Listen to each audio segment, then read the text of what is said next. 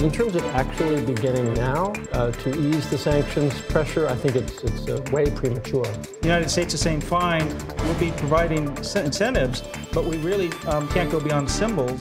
If President Moon wants to see progress on denuclearization, shouldn't he be urging North Korea to take concrete steps? I think the ASEM statement does represent a victory for U.S. diplomacy behind the scenes. The Trump administration understands that it has to be the enforcer of sanctions. If the interests continue to diverge, I think secondary sanctions are at least a possibility. If the South gets too far out in front of the denuclearization process, the U.S.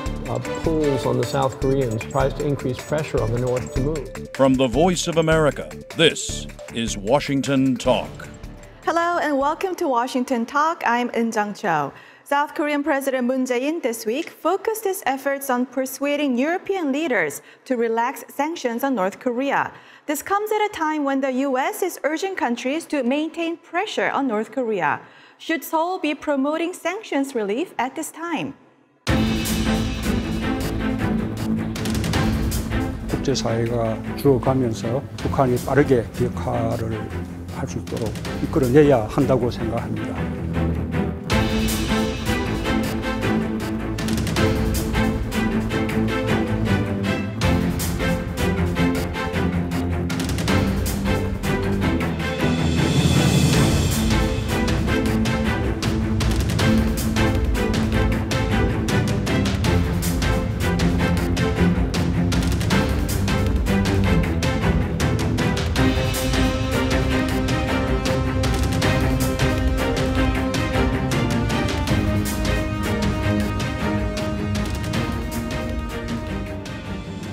Now my guest today, Dr. Patrick Cronin, Senior Director at the Center for New American Security. Dr. Cronin spent more than 3 decades in the U.S. government and think tanks focusing on Asia policy. Also joining us today, Mr. Frank Jannuzi, President of the Mansfield Foundation and former advisor to the Senate Foreign Relations Committee. Welcome to the program. Good morning. Thank you. President Moon Jae-in emphasized to France and UK, the permanent members of the UN Security Council, on the need to ease sanctions on North Korea, saying that this will accelerate the denuclearization process. If President Moon wants to see progress on denuclearization, shouldn't he be urging North Korea to take concrete steps rather than making a tour on sanctions relief? Well, it may be easier to change the minds of democracies than North Korea, but sure, yes, he needs to obviously work on North Korea, and I think he has done that in his conferences, his meetings, his summits, but Europe also matters, permanent members of the UN Security Council matter, so he is obviously doing his due diligence here internationally to try to line up support for both sanctions relief if North Korea denuclearizes and seeks peace, but at the same time keeps pressure on until North Korea takes those steps. I agree with Patrick. I think it's okay for President Moon to signal in advance the need for the international community to recognize actual steps by North Korea to abide by the UN Security Council resolutions, but we're not there yet. So in essence, I think what President Moon is trying to do is sort of lay the groundwork that would be necessary. But in terms of actually beginning now, to ease the sanctions pressure, I think it's way premature. Mm-hmm. Now, French President Macron, in response, said that France is looking for a complete and verifiable, irreversible dismantlement of North Korea's nuclear weapons, and also said that France will not ease sanctions right now. And leaders of Germany and UK also stressed CVID. So what is your take on the European response? Well, you know, France is one of the few countries in Europe that has not accredited an ambassador to the DPRK. Most of the other EU member states have normalized their diplomatic relations. And I think that it's good here that President Macron is taking a slightly firmer line. I think he's also signaling to the rest of Europe that France wants to be a leader in the process of normalization, or the EU support for a normalization process. And the EU can also play a really critical role here on the human rights issue, because the EU has been very outspoken, very resolute in communicating its concerns on these issues to North Korea. So I think it's interesting to me that rather than having the US essentially leading a European response, now you've got France stepping up. Mm-hmm. And that's very important. This is not just the United States trying to uphold the nuclear nonproliferation regime. Europe and the United States have been working for decades on trying to prevent the proliferation of dangerous nuclear weapons. That's why they passed those resolutions against North Korea building these nuclear weapons. That's why we need to hold the line to seek what now I think the U.S. administration calls a final, fully verified denuclearization. Mm-hmm. Now, despite President Moon's efforts to ease sanctions on North Korea, members of ASEM adopted a joint statement, and they emphasize actually the full implementation of UN Security Council sanctions and also stressed a CVID on North Korea. So what is your take on the around 50 states of Europe and Asian countries emphasizing these 2 points? Well, these are the right points. I mean, we need to see complete denuclearization. It needs to be verified. The question is, how can we achieve that? And I think that's where President Moon and South Korean government say, look, we're going to have to do this step-by-step, action for action. We're going to have to start somewhere. We may need to prime the pump in terms of giving incentives to North Korea. The United States is saying, fine, we'll be providing incentives, but we really can't go beyond symbols until we see significant commitments on the part of Pyongyang toward denuclearization. That may not get us towards CVID in the next 2 years, but it could get us significantly along the way, which would be much better than where we've been for decades. Question is, will we get there, or will we just get a little bit there, or will this fall apart? And that's what we're negotiating. I think the ASEM statement does represent a victory for U.S. diplomacy behind the scenes. I'm sure that the White House was lobbying quietly to the ASEM members to really stand pat with respect to North Korea on sanctions.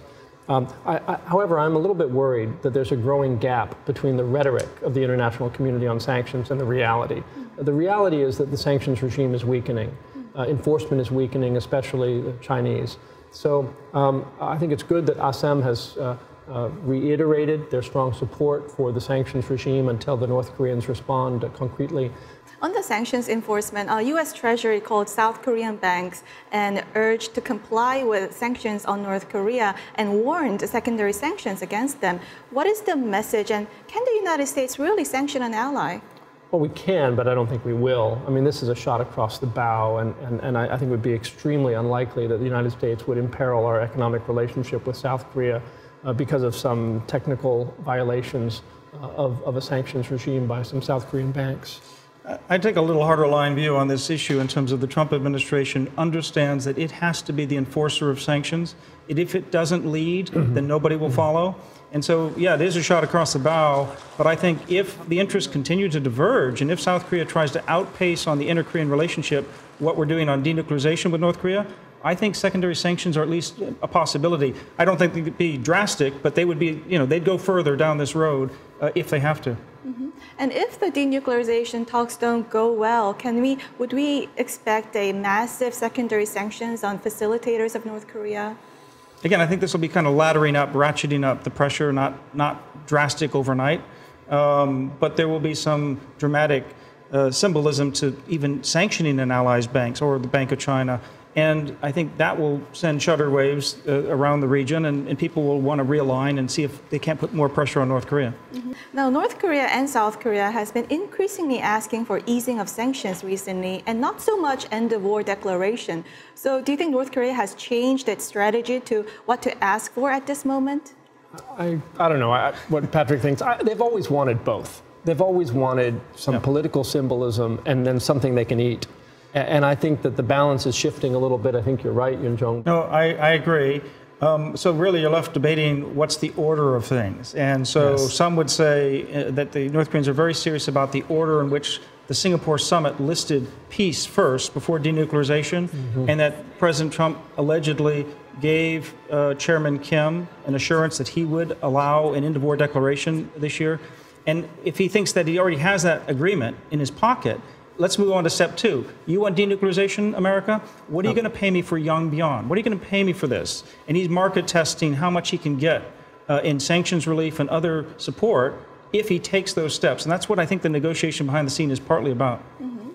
Now, South Korea contends that improved inter-Korean relations will give traction to denuclearization. Do you agree with this? Well, look, there is a virtuous cycle that's possible if North-South relations improve, especially if North-South relations improve in a way that concretely enhances the security on the Korean Peninsula, the respect for the armistice, and and confidence-building measures. But at some point, if the South gets too far out in front of the denuclearization process, then you can have a kind of a vicious cycle where the U.S. Pulls on the South Koreans to try to rein them in and tries to increase pressure on the North to move. So I think for the moment, we're still in a phase where a steady improvement in North-South relations could unlock progress in U.S. DPRK denuclearization talks. I think your viewers should certainly go and read the South Korean ambassador to the United States speech this week, where he talks rather passionately about how mistrust cannot be a strategy. It doesn't lead you, it doesn't tell you where to go from there. And he thinks that, yes, it is possible for the inter-Korean dialogue to sometimes be out front, because that could then catalyze denuclearization. I think from the Trump administration's view, they're very uncomfortable with the idea that one leg of that one channel could outpace the other. And I suspect that South Koreans pushing out the boundaries of this, and the United States trying to pull them back in, say, no, we're going to have to work in tandem on these issues. We can't really outpace each other. Well, I think, we're joined by a rubber band, yes. and it's a little bit elastic, and the South can be a little bit out front, but at some point the tension is going to become too strong. And you're feeling that right now. We're not getting the denuclearization, but we're getting the inter-Korean peace, and we're going to have to pull these together. Good analogy. Last question. So what should be U.S. strategy against this South and North Korean campaign to ease sanctions when U.S. actually wants to maintain pressure? I think we should continue to illuminate the path forward for North Korea. I think positive language about the kind of better future they could enjoy is powerful in Pyongyang. And then I think we need to be more explicit with them, either privately or maybe publicly, about the next steps on denuclearization which are necessary for them to enjoy those benefits. I think that rather than threaten the sanctions, which that's a threat that's always on the table, I think we need to illuminate the path forward, emphasize the better future they could enjoy, and then be very explicit about what we need them to do to realize that future. Well, one, the United States needs to recognize that it's fully on board with the diplomacy as well. But it doesn't want to make a bad deal. So it has to be as careful as North Korea is being about meting out concessions. So in private discussions with North Korea, the United States needs to make sure we can agree to the next 3, 4, 5 steps that need to be taken that meet our interests on denuclearization and help reassure North Korea, South Korea, the region, that we're serious about this process. And we shouldn't just agree to one minor symbolic step as the next thing. We need to think about the next 3 or 4 things, because President Trump's going to have to sell this to maybe a divided Congress in 2019. And if he's going to get bipartisan support for his negotiations, there has to be something real, not just symbolic, to what we're doing with North Korea. Well, we'll end this conversation here and watch video for our next topic. Thank you.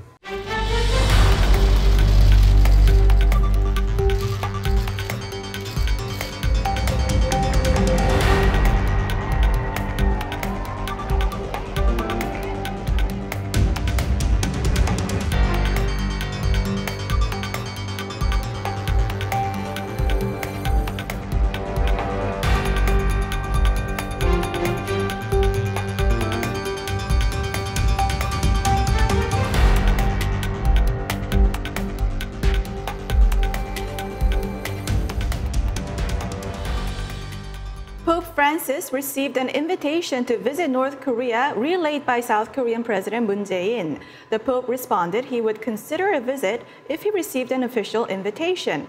And if it materializes, it will be North Korea's first papal visit. Now, can this papal visit go beyond symbolism and bring about true peace on the Korean Peninsula? Well, that's asking for a lot from any visit or any summit. But in a funny way, over time, possibly. I mean, what we're looking for ultimately is to try to open up North Korean thinking about freedom, freedom of religion, freedom of speech, freedom of movement. That's not going to happen anytime in the next year or even 5 years, but maybe over the next 20 years, that should be a possibility. Why shouldn't North Koreans be living like South Koreans and have freedom of religion and freedom of speech? And in many ways, a visit by the Pope, while it'll be used for short-term political legitimacy gains for Kim Jong-un, it could sow the seeds of religious freedom. You know, the Catholic Church has a long history on the Korean Peninsula, and Catholics in Korea also have a a troubled and long history, including mass migration at the onset of the Korean War by North Korean Catholics to the south. I think a papal visit would be very symbolic in its affirmation of the unity of the Korean people and the need for freedom of religion, freedom of speech, mobility, all of these important freedoms that Patrick outlined. And I think were the Pope to be accepted in the North in an official visit, it also says something about the North Korean government's attitude toward people of faith. Mm-hmm. But on the other hand, as Patrick pointed out, there's no prospect of rapid change in the human rights situation in the North. And I think the Pope would have to be very cautious to make sure that he was absolutely clear both in the country and outside about the messages of religious freedom and tolerance and human rights that he must bring to Pyongyang. Patrick, he mentioned about the human rights, and at a time when North Korea is the worst violator of human rights, wouldn't papal visit actually draw a backlash from the international community? There will definitely be a backlash, and the Pope, the Holy Father, would be heavily criticized by his own Catholic constituency. When he came to the United States 3 years ago, he was happy to talk about the need for the fundamental right of religious freedom. Will he be bold enough to say that in North Korea? I'd love to hear that be said. He could win a lot of friends around the world, both Catholics and non-Catholic alike, if he would be so bold as to do that. But if he goes there, as Frank says, and ignores his own papal responsibility and his own religious sort of convictions, then I think there will be a great disappointment. Frank, what does North Korea seek to gain from this visit? I think this is part of Kim Jong-un's overall legitimacy campaign. They want to be seen as a normal country. Normal countries receive visits by leaders of the faithful. And he's also trying to soften his own personal image. And that imagery of Kim Jong-un welcoming Pope Francis, who is widely respected in the international community by Catholics and non-Catholics alike, would help to rehabilitate Kim Jong-un's personal image as leader of North Korea.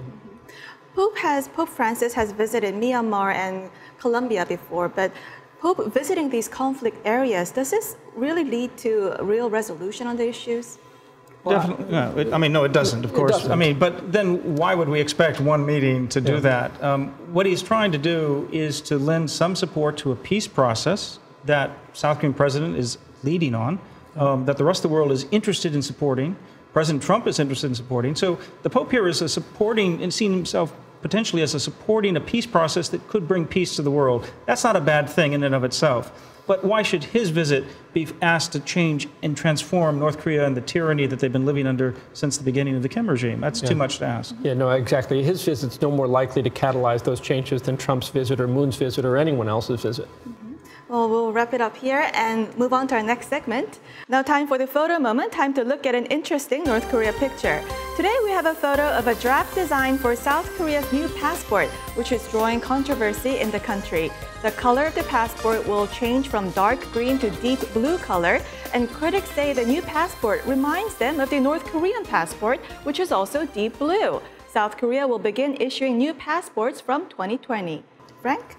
Well, names, documentation, iconography, all of these things are so important in international affairs. Look at the dispute between Macedonia and Greece over the name of Macedonia.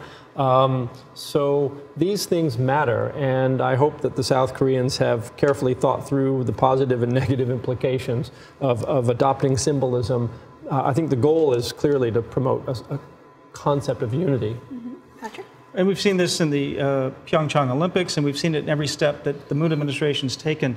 President Moon needs to think about, after he's out of office, he needs to keep all South Koreans united on this issue. And I wonder whether these steps may be, unfortunately, creating problems down the road for South Korean agreement on how to manage North Korea. So I think being very careful and cautious would be sort of advised for President Moon. Well, that's all the time we have for today. Frank, Patrick, thank you for joining us. Thank you. What a great season. Thank you. And this was Washington Talk from the Voice of America, and I'm Eun Jung Cho. We'll be back after 2 weeks in the second week of November with new episodes.